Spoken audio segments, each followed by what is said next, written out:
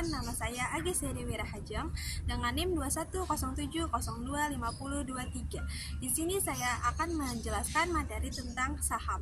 Selamat menyaksikan. Di sini saya akan menjelaskan tentang pengertian saham, jenis saham, dan jenis-jenis pasar saham. Selamat menyaksikan.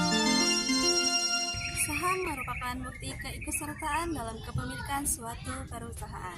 Jika para pemodal membeli saham, berarti mereka membeli prospek perusahaan. Kalau prospek perusahaan baik, maka harga saham akan meningkat. Memiliki saham berarti memiliki perusahaan. Proporsi saham yang dimiliki menunjukkan proporsi kepemilikan terhadap perusahaan. Jika perusahaan berkembang dengan baik, maka nilai perusahaan akan meningkat. Dalam keadaan tersebut, harga saham menjadi lebih tinggi dari harga pada waktu pertama kali membeli.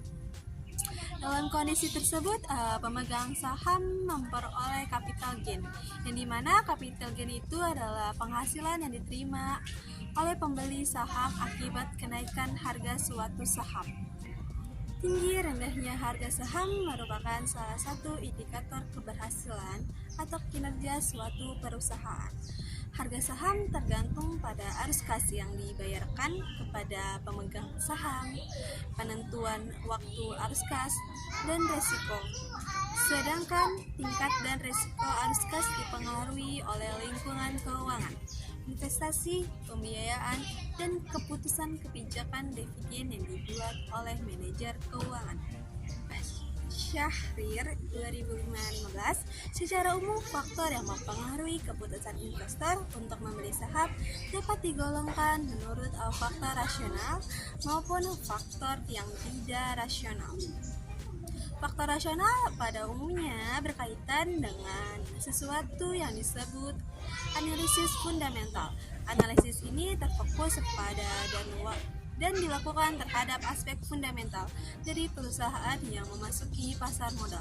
Dalam pendekatan ini dibuat perkiraan mengenai nilai hakiki setiap saham atau diasumsikan bahwa setiap saham memiliki nilai hakikinya, yaitu nilai yang dilihat dari fakta-fakta yang dimaksud di sini ditentukan oleh aspek fundamental seperti earning per share, dividen per saham, struktur permodalan, potensi pertumbuhan, dan prospek perusahaan. Ada jenis-jenis saham. Yang pertama ada saham biasa dan yang kedua adalah saham preferen.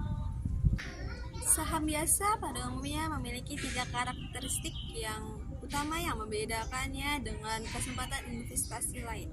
Karakteristik yang tersebut yang pertama adalah biasa tidak menjanjikan pendapatan yang bersifat tetap dan pasti. Yang kedua, pemilik atau pemegang saham biasa akan memiliki hak untuk ikut dalam rapat umum pemegang saham atau RPUS yang memegang kekuasaan tertinggi dalam perusahaan.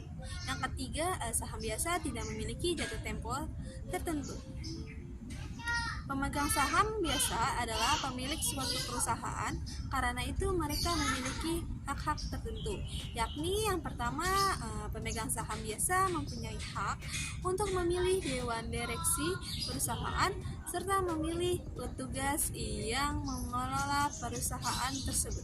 Yang kedua, pemegang saham biasa seringkali memiliki hak yang disebut dengan hak primitif, yakni ketentuan dalam anggaran dasar atau dalam anggaran rumah tangga perusahaan yang memberikan kepada pemegang saham biasa hak untuk membeli saham biasa atau surat berharga convertible yang baru diterbitkan.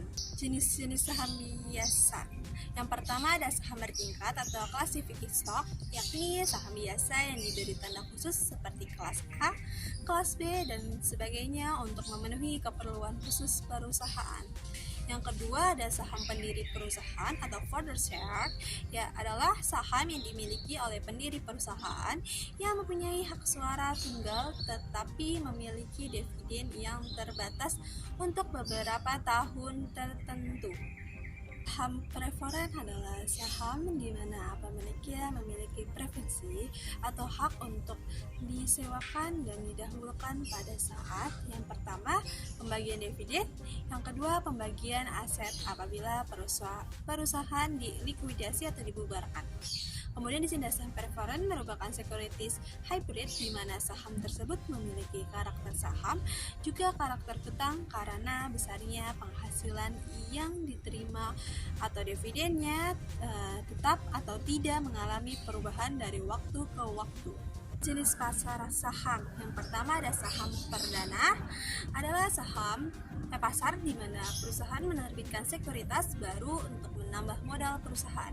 Yang kedua ada pasar sekunder atau secondary market, adalah pasar di mana saham yang telah beredar diperdagangkan sesudah saham-saham tersebut diterbitkan oleh perusahaan. Yang ketiga ada pasar sekunder. Pasar sekunder merupakan pasar bagi saham yang masih beredar atau saham bekas yang telah beredar. Perusahaan tidak menerima uang tambahan manakala penjualan terjadi di pasar ini.